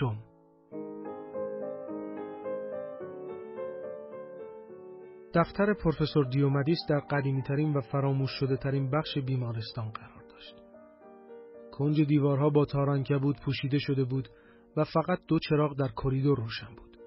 در زدم و پس از کمی سکوت صدایش را از داخل شنیدم. بیا تو. دستگیرها را چرخاندم و در قشقش کنان باز شد. بوی داخل اتاق خیلی سریع توجهم را جلب کرد. این بو با بوی بخش‌های دیگری بیمارستان فرق داشت. بوی سفید کننده یا ضد عفونی کننده نمیداد، بلکه به شکل عجیبی بوی صحنه ارکستر را داشت. بوی چوب، زه، کمان، واکس و پولیش. یک لحظه هاج و واج ماندم و بعد متوجه پیانوی کنار دیوار شدم که با محیط بیمارستان همخوانی نداشت. بیش از 20 سپایه فلزی نگهدارنده نوت در سایه برق می‌زدند و تعداد زیادی صفحه موسیقی روی میز تلمبار شده بود. برگه‌های کاغذ مثل برجی لق و لرزان روی هم تا آسمان رفته بودند. بر میز دیگری ویولون و در کنارش یک اوبوا و یک فلوت دیده می‌شد. سمت دیگر یک چنگ بزرگ با قاب چوبی زیبا و آبشاری از رشته‌های سیم وجود داشت. با دهان باز به همه آنها نگاه می‌کردم. دیومدیس خندید و گفت: از دیدن این سازها تعجب کردی؟ پشت میزش نشست و خندید. پرسیدم: همه اینا برای شما هستن؟ همشون. موسیقی سرگرمی منه. نه، دروغ گفتم. علاقه منه. به طور چشمگیری انگشتانش را در هوا تکان میداد. پروفسور هنگام حرف زدن دستش را زیاد تکان میداد و حرفها و حرکات دستش با هم هماهنگ بودند. انگار ارکستری نامرئی را رهبری میکرد. من یه گروه موسیقی غیر رسمی دارم. هر کسی که دلش بخواد میتونه به گروه ما ملحق بشه. از کارکنای اینجا گرفته تا بیمارا. اینو فهمیدم که موسیقی مهمترین ابزار درمانیه. برای ادامه دادن حرفش با تون صدای موزون کمی مکث کرد و سپس گفت: موسیقی این قدرت رو داره که سرسخت‌ترین افراد رو وام کنه. موافقی؟ شک ندارم که حق با شماست. لحظه‌ای با دقت نگاهم کرد و گفت: می نوازی؟ چی می نوازم؟ هر چیزی. برای شروع مثلا مثلث. سرم را تکان دادم و گفتم: خیلی اهل موسیقی نیستم. بچه که بودم تو مدرسه فلوت می زدم. در همین حد. پس میتونی موسیقی بخونی. خب این یه امتیازه. بسیار خوب. هر سازی که میخوای انتخاب کن. یادت میدم. لبخندی زدم و دوباره سرم را تکان دادم. متاسفم. به حد کافی صبور نیستم. نه؟ خب صبر فضیلتیه که میتونی به عنوان یک روان درمانگر به خوبی در خودت پرورش بدی. میدونی من وقتی جوان بودم نمیدونستم که موزیسین بشم یا کشیش یا دکتر. خندید و ادامه داد: و حالا همه‌شون هستم. همینطوره. میدونی؟ بدون حتی لحظه‌ای مکس موضوع را ادامه داد: من بعد از مصاحبت و شنیدن حرفات تصمیم گرفتم و به نفع تو رأی دادم. به شدت موافق تو بودم. میدونی چرا؟ بهت میگم. من چیزی رو در تو دیدم تو منو به یاد خودم میندازی. چه کسی میدونه؟ شاید چند سال بعد بتونی اینجا رو اداره کنی. برای لحظه حرفش رو قطع کرد و آهی کشید. البته اگه هنوز سر پا باشه. فکر میکنید که نباشه؟ چه کسی میدونه؟ با بیمارای خیلی کم و کارکنای خیلی زیاد. ما با هیئت امنا همکاری و تشریک مساعی میکنیم تا ببینیم که میتونیم از سبک مقرون به صرفه‌تر استفاده کنیم یا نه. با ترتیب. همیشه زیر نظر و بررسی اونا هستیم. و تحت چنین شرایطی چطور میتونیم کارهای درمانی خودمون رو انجام بدیم؟ سوال خوبیه. همونطور که وینیکوت گفت تو نمیتونی توی ساختمون در حال اشتعال عملیات درمانی انجام بدی. دیومدیس سرش را تکان داد و ناگهان به ظاهر خسته و سالخورده‌اش نگاهی انداخت. صدایش را پایین آورد و زمزمه وار گفت: من عقیده دارم که مدیر استفانی کلارک بانا دستش توی کاسه است. به هر حال حقوقش رو از هیئت امنا میگیره. بهش نگاه کن. خودت میفهمی که چی میگم. فکر کردم شاید دیومدیس پارانوید دارد، اما قابل درک بود. نمیتوانستم حرف اشتباهی بزنم. از این رو سکوت کردم و کمی بعد: میخوام چیزی از شما بپرسم درباره که آلیسیا. آلیسیا برانسون؟ دیومدیس نگاه عجیبی به من انداخت. چه چیزی؟ کنجکاوم بدونم چه نوع درمانی روی اون انجام شده. آیا تحت درمان انفرادی بوده؟ نه. دلیلی داره؟ اون خسته و رها شده است. چرا؟ چه کسی به دیدنش میره؟ ایندیرا؟ نه. دیومدیس سرش رو تکان داد و افسود. راستش خودم آلیسیا رو میبینم. فهمیدم. چه اتفاقی افتاده؟ شانه‌هایش را بالا انداخت. اون نمیخواست به دفترم بیاد. برای همین خودم به اتاقش میرفتم. طی جلسات فقط روی تختش مینشست و به پنجره زل میزد. البته نمیخواست حرفی بزنه. حتی به من نگاه هم نمیکرد. دستهایش را با هیجان رویم انداخت و گفت: به این نتیجه رسیدم که کار کردن روی اون فقط هدر دادن وقت. سرم را تکان دادم. خب من فکر میکنم داشتم درباره واگذاریش به شخص دیگه فکر میکردم. بله؟ دیومدیس با کنجکاوی نگاهم کرد و گفت: ادامه بده. خب ممکنه که شایدم نه. شاید اون شما رو به عنوان فردی مستبد میبینه. شاید یه تنبیه کننده بالقوه. نمیدونم ارتباطش با پدرش چطور بوده، اما دیومدیس با لبخند کوچکی به حرفهایم گوش میداد. انگار کسی برایش جوک میگوید و اون منتظر است که بقیهش را بشنود. یعنی فکر میکنی که ارتباطش با یک فرد جوان آسون تره؟ بذار حدس بزنم. کسی مثل تو؟ فکر میکنی که میتونی با اون کمک کنی تو؟ میتونی آلیسیا رو نجات بدی؟ درباره نجات دادن چیزی نمیدونم، اما دوست دارم که به اون کمک کنم. میخوام تلاشمو بکنم. دیومدیس بازم لبخندی زد و همون حس سرگرمی در صورتش دیده میشد. تو اولین نفر نیستی. منم باور داشتم که موفق میشم. آلیسیا یه آشیر خاموش پسرم. با دل فریبی ما رو به صخره میکوبه و تمام بلند پروازیامون رو تیکه تیکه میکنه. دوباره لبخند زد. اون درس ارزشمندی به من داد که بدونم منم شکست میخورم. شاید تو هم باید این درس رو بیاموزی. نگاهم در نگاهش افتاد و گفتم: البته من موفق میشم. لبخند دیومدیس محو شد و جایش را به حالتی داد که به سختی میشد آن را خواند. لحظه‌ای سکوت کرد و سپس تصمیمش را گرفت. خب میبینیم، مگه نه؟ اول باید آلیسیا رو ببینی. فعلا خودتو به اون معرفی نکن. خب؟ نه هنوز نه. بسیار خوب. از یوری بخوا که ترتیب کارا رو بده. بعد به من گزارش بده. حتما. سعی کردم هیجانمو کنترل کنم. حتما.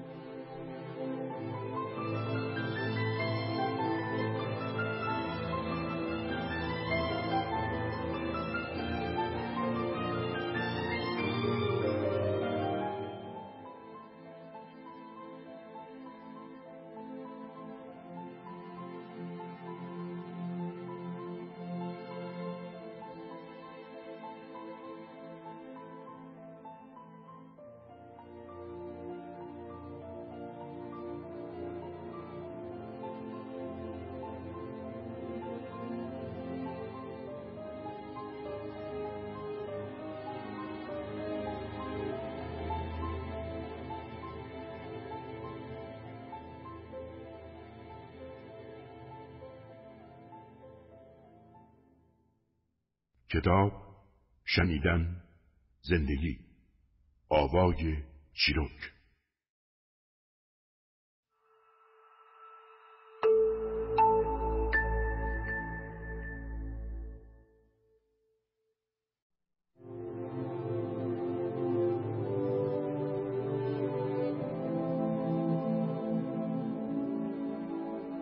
فصل 7.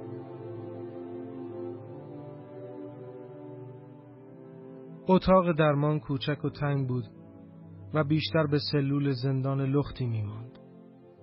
پنجره‌ها بسته بودند و دستمال کاغذی صورتی کوچکی روی میز قرار داشت که یادداشت‌های شاد و ناموزونی رویش بود. به احتمال زیاد ایندیرا آن را آنجا گذاشته بود. نمی توانستم تصور کنم که کریستیان اینها را به بیمارانش بدهد. روی یکی از صندلی‌های رنگ پریده در داغان نشستم. دقیقه ها گذشت. اما خبری از آلیسیا نشد. شاید قرار نبود بیاید.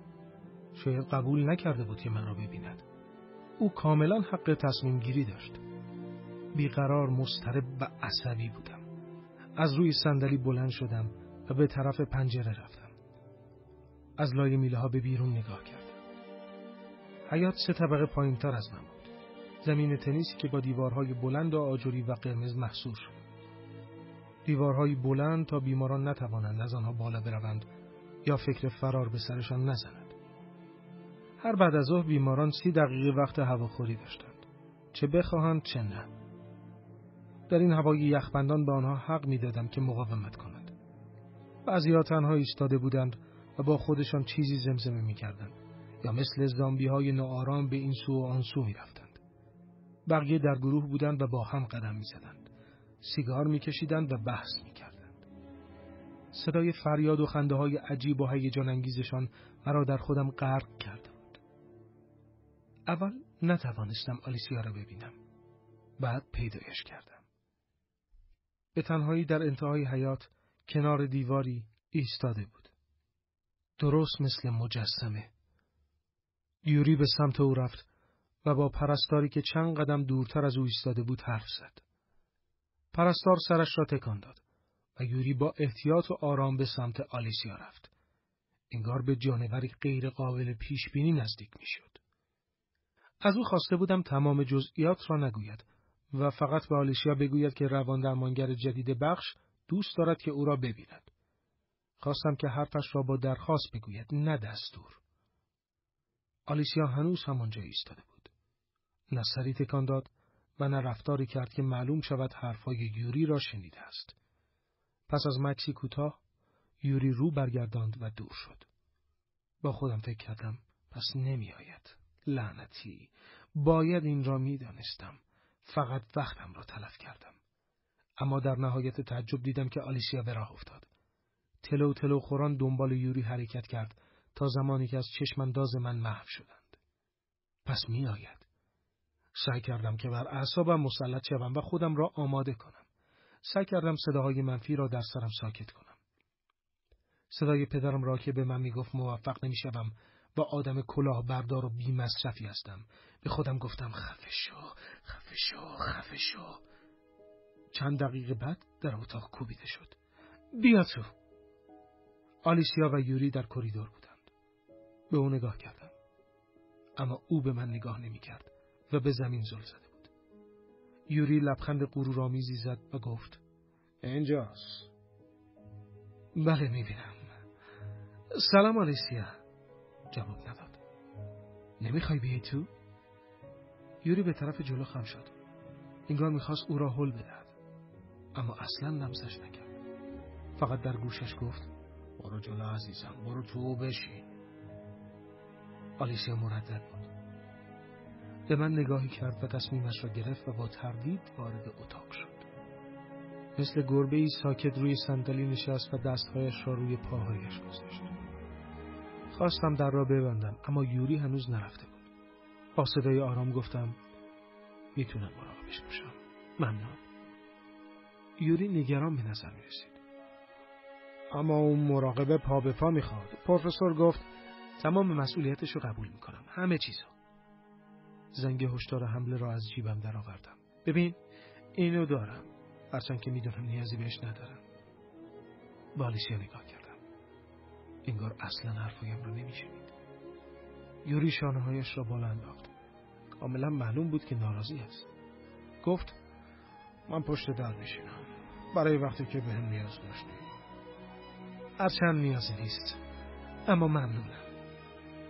یوری رفت و در را بست. زنگ هشدار را روی میز گذاشتم و مقابل آلیسیا نشستم. نگاهم نمی‌کرد. لحظه او را برانداز کردم. هیچ حسی در صورتش نبود. مثل ماسکی درمانی. دوست داشتم بدانم که پشت این ماسک چیست. خوشحالم که ملاقات با منو قبول کردی. منتظر جواب شدم. میدونستم که جواب نمیده. من این شانس رو دارم که درباره تو بیشتر بدونم. آوازت رو شنیدم. منظورم آوازت تو نقاشیه. من طرفدار کاراتم. واکنشی نشان نداد. کمی جهت نشستنم رو عوض کردم. از پروفسور دیومدیس خواستم که با تو حرف بزنم و اونم با لطف بسیار ترتیب این دیدار رو داد. ممنونم که قبول کردی. مردد بودم و امید داشتم که واکنشی نشان دهد.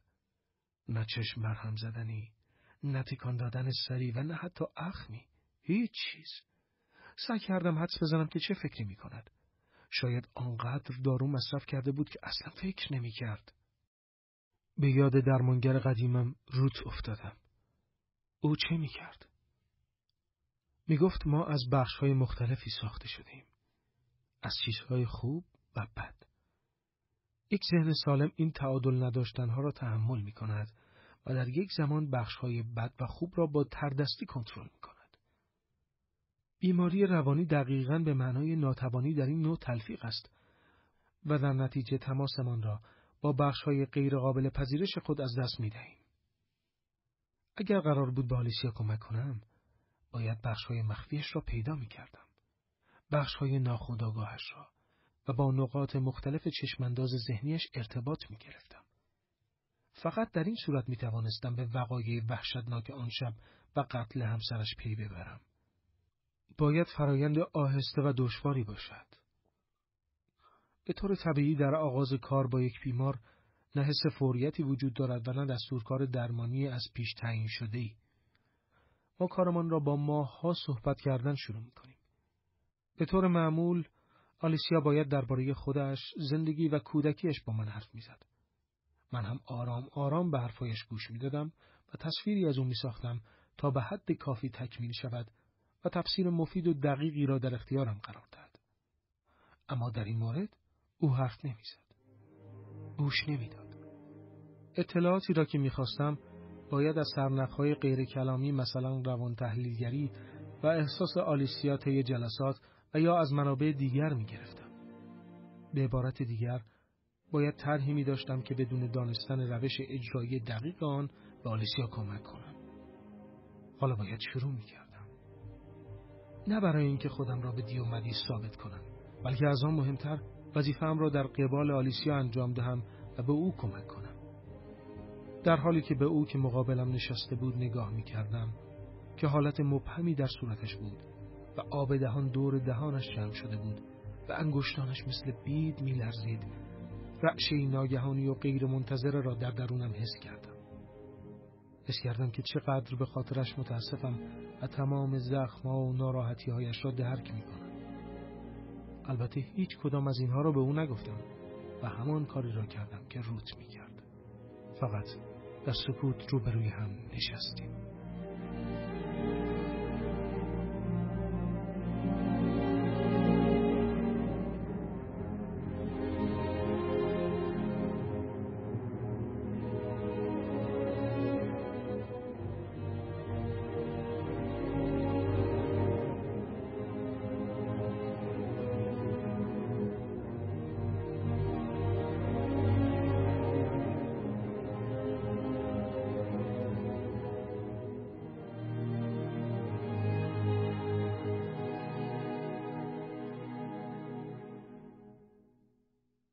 کتاب شنیدن زندگی آوای چیروک.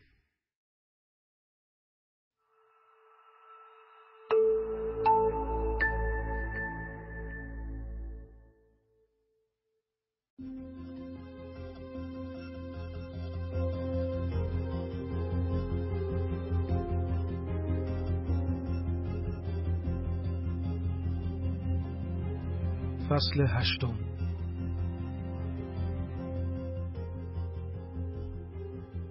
پرونده آلیسیا را روی میز باز کردم. دیومدیس آن را به من داده و گفته بود باید یادداشتمو بخونی. بهت کمک میکنه. نمیخواستم از یادداشتش استفاده کنم. تقریبا میدانستم که دیومدیس چه فکری میکند. باید طبق افکار خودم راهی میافتم. اما با این حال مؤدبانه آن را پذیرفتم. ممنون. قطعاً به من کمک میکنن. دفترم کوچک بود و مبلمانی نداشت. اتاقی در انتهای ساختمان و نزدیک به پله‌های اضطراری بود. از پنجره به بیرون نگاه کردم. پرنده سیاه کوچکی روی دستی از چمن‌های یخزده حیاط نوک می‌زد و ناامید و آشفته به نظر می‌رسید. می‌لرزیدم. اتاق سرد بود. رادیاتور کوچکی زیر پنجره خراب شده بود و یوری میگفت سعی دارد تعمیرش کند. اما شرط می‌بندم استفانی این حرف را زده بود و قرار بود آن را به هیئت امنا ببرند. ناگهان با اولیف و داد و قالش درباره چوب بیلیارد حس همدردی کردم. بدون انتظار زیاد به پرونده آلیسیا نگاهی انداختم. بیشتر اطلاعاتی که لازم داشتم در پایگاه داده‌های آنلاین وجود داشت. البته دیومدیس مثل خیلی از کارکنان قدیمی ترجیح میداد که گزارش‌ها را دستی بنویسد و بدون توجه به درخواست‌های آزاردهنده استفانی به این کار ادامه میداد. جلوی من پرونده‌ای باز بود که یکی از برگه‌هایش تا خورده بود. به نوشته‌های دیومدیس نگاهی انداختم. به تفاسیر روان تحلیلگرانه سبک قدیمیش توجهی نکردم و روی گزارش‌های تحویل داده شده پرستاران از رفتار روزانه آلیسیا متمرکز شدم. این گزارش‌ها را به دقت خواندم. می‌خواستم حقایق و جزئیات لازم را بدانم تا دقیقاً سر در بیاورم که چه باید بکنم و مجبورم با چه چیزهایی سر و کار داشته باشم تا موردی مرا متعجب نکند. پرونده چیزهای کمی را نشان می‌داد. در ابتدای ورود آلیسیا مچ هر دو دستش را پاره کرده بود و با هر چیزی که می‌توانست به دستهایش صدمه می‌زد. تا 6 ماه اول 2 نفر چشم از او بر نمی‌داشتند. یعنی 2 پرستار در تمام اوقات مراقبش بودند و نوبتی استراحت می‌کردند. آلیسیا برای ارتباط گرفتن با بیماران دیگر و پرسنل تلاشی نمی‌کرد و همیشه از جمع کناره می‌گرفت و بیماران دیگر هم او را تنها می‌گذاشتند. اگر با کسی حرف بزنی و او جوابت را ندهد و در بحث تو شرکت نکند، خیلی زود حضورش را از یاد می‌بری. آلیسیا خیلی سریع در پس زمینه‌ها ذوب و نامرئی شد. فقط یک اتفاق وجود داشت. چند هفته پس از ورود آلیسیا در سالن غذاخوری رخ داده بود. اولیف آلیسیا را روی صندلی انداخته بود. البته دقیقاً معلوم نبود که چه اتفاقی افتاده است، اما خیلی سریع دعوا بالا گرفته بود. ظاهراً آلیسیا خشن شده و بشقابی را شکسته و می‌خواسته با تکه‌ای از آن گلوی اولیف را ببرد. آلیسیا را مهار آرام کردند و در انفرادی نگاه داشتند. مطمئن نبودم که چرا این اتفاق توجهم را به خود جلب کرده است، اما به نظرم راست و درست نمی آمد. تصمیم گرفتم به اولیف نزدیک شوم و در این باره از او سوالاتی بپرسم. یک ورق کاغذ و خودکارم را برداشتم. طبق یک عادت قدیمی از دوران دبیرستان، گذاشتن قلم روی کاغذ به من کمک میکرد تا افکارم را جمع و جور کنم. همیشه در مرتب و تنظیم کردن نظراتم مشکل داشتم، تا زمانی که سعی کردم آنها را بنویسم. شروع به نوشتن ایده‌ها، یادداشت‌ها، اهداف و برنامه‌ریزی یک طرح تهاجمی کردم. برای کمک به آلیسیا باید او را می‌شناختم و از رابطه‌اش با گابریل سر در می‌آوردم. آیا گابریل را دوست داشت؟ از او متنفر بود؟ چه اتفاقی افتاد که او را کشت؟ چرا درباره قتل یا هر چیز دیگری حرف نمی‌زند؟ نه پاسخی و نه حتی سوالی. کلمه‌ای نوشتم و زیرش خط کشیدم. الکستیس. می‌دانستم که این پورتره بسیار مهم است و چرا می‌تواند قفل این معما را بشکند. این تابلو کلید صلح ارتباط با آلیسیا و تنها مدرک موجود بود. این تابلو چیزی را میگفت که هنوز نفهمیده بودم. به منظور بازدید از گالری و دیدن دوباره تابلو یادداشتی برایشان فرستادم. کلمه دیگری را نوشتم. کودکی. اگر قرار بود از قتل گابریل سر در بیاورم، نه تنها باید میفهمیدم که چه اتفاقی در آن شب باعث شده آلیسیا او را بکشد، بلکه باید وقایع گذشته دور را هم میدانستم. شاید بذری که ظرف چند دقیقه موجب شد که او به همسرش شلیک کند سالها پیش کاشته شده بود. جنون قتل و جنون خودکشی در لحظه متولد نمی شود. منشأ آنها به سرزمین پیش از حافظه، دوران کودکی، سوء استفاده ها و بدرفتاری ها برمیگردد که در طول سالها قدرت میگیرد و ناگهان منفجر می شود و اغلب هدفی نادرست را نشانه میگیرد. باید میفهمیدم که کودکی او چطور شکل گرفته و حالا که آلیسیا حرفی نمیزد، باید کسی را پیدا میکردم که این را به من بگوید. کسی که آلیسیا را پیش از قتل میشناخت و میتوانست به من کمک کند تا از زندگیش و اینکه او که بوده و چطور به اینجا رسیده خبر داشته باشم. در پرونده در بخش خویشاوند آلیسیا نام خاله‌اش لیدیا روز ثبت شده بود که پس از مرگ مادر آلیسیا در یک تصادف رانندگی او را بزرگ کرده بود. آلیسیا هم در آن حادثه تصادف حضور داشته، اما جان سالم به در برده. آن حادثه باید روی دختر کوچک تأثیر گذاشته باشد. امیدوار بودم که لیدیا بتواند درباره‌اش برایم حرف بزند. تنها شخص دیگر وکیل آلیسیا مکس برنسون بود، برادر گابریل برنسون. او روابط زناشویی آنها را از نزدیک دیده بود. اینکه مکس برنسون به من اعتماد میکرد موضوع دیگری بود. شاید خانواده آلیسیا دوست نداشتند که روان درمانگرش غیر ارتدوکس باشد. احساس نهفته‌ای به من میگفت که دیومدیس با این قضیه موافقت نمی‌کند و از این رو تصمیم گرفتم که چیزی به او نگویم، چون اجازه این کار را به من نمیداد. حالا که به گذشته نگاه میکنم، میبینم که این نخستین تخلف حرفه‌ای من در ارتباط با آلیسیا بود که با توجه به بدشانسی‌های گذشته‌ام میتوانست عواقب بدی برایم داشته باشد. باید همینجا کار را متوقف میکردم، اما دیگر برای این کار خیلی دیر شده بود. سرنوشت من به این تصمیم بستگی داشت، مثل یک تراژدی یونانی. تلفن را برداشتم و به دفتر مکس برنسون زنگ زدم. شماره‌اش در پرونده آلیسیا بود. چند بار زنگ خورد و کسی تلفن را جواب داد. منشی با لحن سرد و بدی گفت: دفتر الیوت، براو و برنسون. آقای برنسون لطفاً. میتونم بپرسم شما کی هستید؟ اسم من تئوفیبره. روان درمانگر گراف هستم. میخواستم ببینم آیا ممکنه با آقای برنسون درباره همسر برادرش حرف بزنم؟ کمی مکس کرد و گفت: فهمیدم. خب آقای برنسون تا آخر هفته به دفتر نمیاد. به ادینبورگ رفته تا یکی از موکلینشو ببینه. اگه شمارتون رو بذارید بعد از بازگشت با شما تماس خواهد گرفت. شماره‌ام را دادم و تلفن رو قطع کردم. به شماره بعدی در پرونده، یعنی خاله آلیسیا، لیدیا روز زنگ زدم.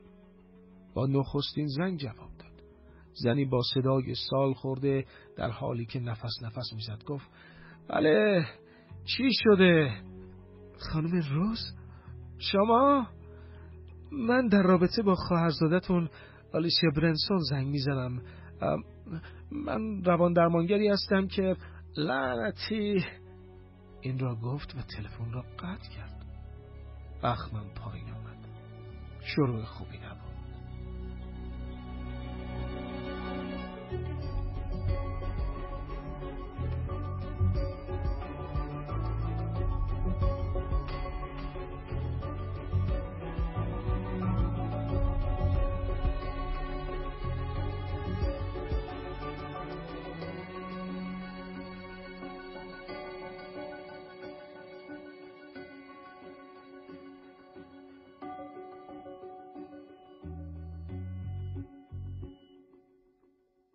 کتاب شنیدن زندگی، آوای چیروک.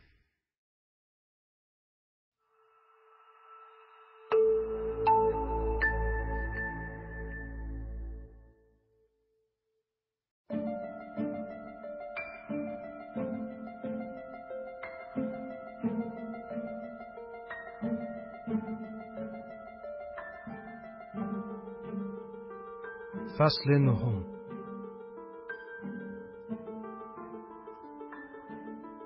دلم به شدت سیگار میخواست. همین که از گراو بیرون آمدم در جیب‌های کتم دنبالشان گشتم، اما سر جایشان نبودند. دنبال چیزی میگردی؟ برگشتم و یوری را پشت سرم دیدم. صدایش را نشنیده بودم و از این که میدیدم اینقدر نزدیک به من ایستاده کمی تعجب کردم. خندید و پاکت سیگار را در دستم گذاشت. اونا رو تو ایستگاه پرستاری پیدا کردم. باید از جیبت افتاده باشه. ممنون. یکی را برداشتم و روشن کردم. پاکت سیگار را به یوری تعارف کردم. یوری سرش را تکان داد و گفت سیگار نمیکشم. نه سیگار نه هیچ چیز دیگه. خندید. انگار به نوشیدنی نیاز داری.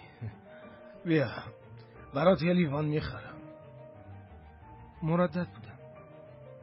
تست ششم میگفت که نباید دعوتش را بپذیرم. هیچ وقت با همکارانم وارد محیط‌های اجتماعی نشده بودم و شک داشتم که با یوری نقاط مشترک زیادی داشته باشم.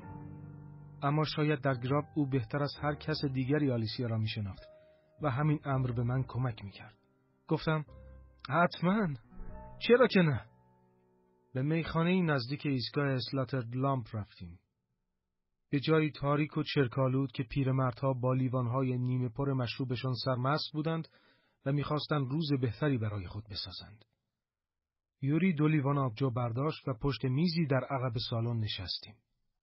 مقدار زیادی از آبجویش را سر کشید و دهانش را پاک کرد. خب، درباره آلیسیا بگو. آلیسیا؟ چه چیزایی دربارش فهمیدی؟ مطمئن نیستم که چیزی فهمیده باشم. با تعجب نگاهی به من انداخت و لبخند زد. اون نمیخواد کسی از کارش سر در بیاره. آره، همینطوره. خودشو مخفی میکنه. تو با اون صمیمی هستی؟ میتونم اینو ببینم؟ من فقط به شکل خاصی مراقبش هستم. هیچ کس به اندازه من اونو نمیشناسه. حتی پروفسور دیومدیس. صدایش تون خودستایانه‌ای داشت که به دلایلی مرا اذیت میکرد. با خودم فکر کردم که واقعا اینقدر او را خوب میشناسد یا فقط دارد لاف میزند. نظرت درباره سکوتش چیه؟ فکر میکنی که این سکوت چه معنی داره؟ یوری شانه‌هایش را بالا انداخت. فکر میکنم که آماده حرف زدن نیست. وقتی آماده بشه حرف میزنه. آماده چی؟ آماده حقیقت دوست من. و حقیقت چیه؟ یوری سرش را به یک طرف کج و مرا برانداز کرد. سوالی که از دهانش بیرون آمد مرا متعجب کرد. تو متأهلی تو؟ سرم را تکان دادم. بله. فکرشو میکردم. منم یه بار ازدواج کردم و از لاتویا به اینجا آمدیم. اما با هم جور نشدیم. همسرم هیچ تلاشی نمیکرد. میدونی انگلیسی یاد نگرفت. هیچ کاری نکرد. من راضی نبودم. اما اینو انکار میکردم و به خودم دروغ میگفتم. نوشیدنیش را سر کشید و جمله‌اش را تمام کرد. تا زمانی که عاشق شدم. احتمالا منظورت این نیست که عاشق همسرت شدی؟ یوری خندید و سرش را تکان داد. نه، عاشق زنی که نزدیک به ما زندگی میکرد.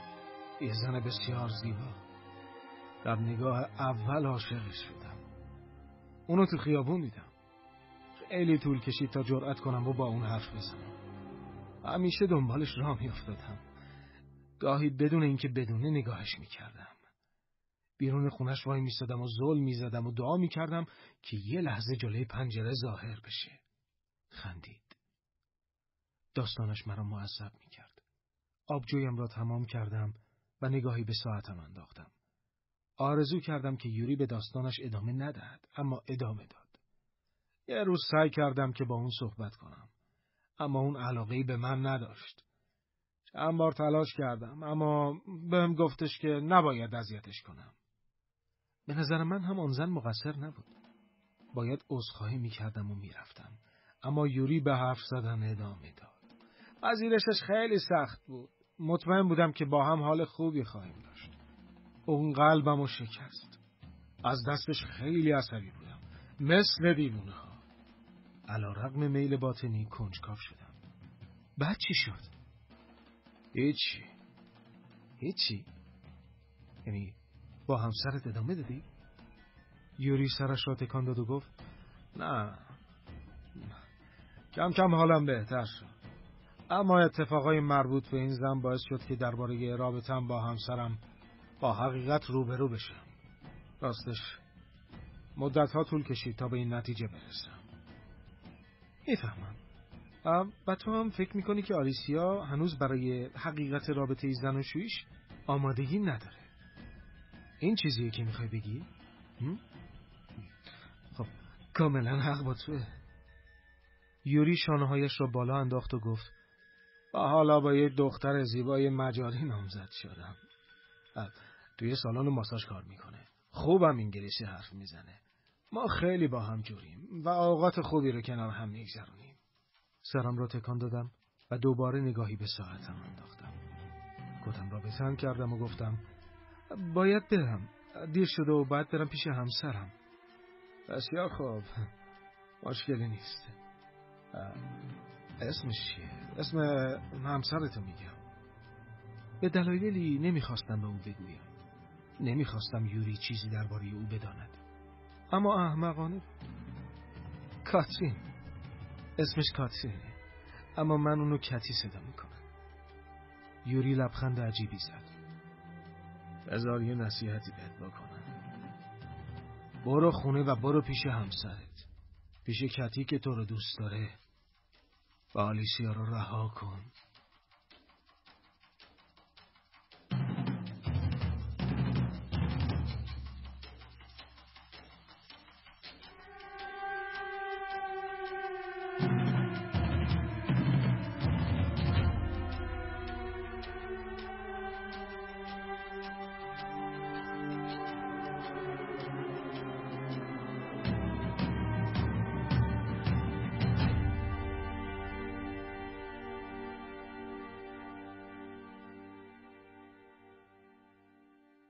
کتاب شنیدن زندگی، آوای چیروک.